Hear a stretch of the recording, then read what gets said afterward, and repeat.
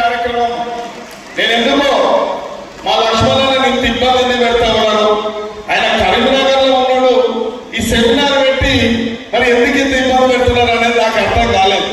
చక్కటి కార్యక్రమం నేను అడిగిన ఇప్పుడు అలా ఏం లేదు, మంచి ఇంపార్టెంట్ మనిషి ఎక్స్పైర్ అయిన ఫింగర్లు ఉండవలసి వచ్చిందని చెప్పి ఆయన చిత్తశుద్ధి చూడండి.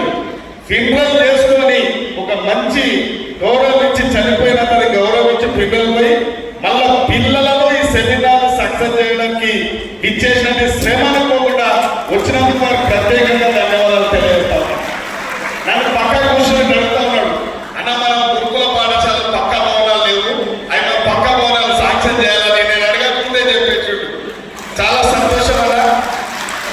ఇవాళ భారతదేశానికి స్వాతంత్రం వచ్చి దాదాపు 70-80 సంవత్సరాలు గడుస్తూ ఉంది.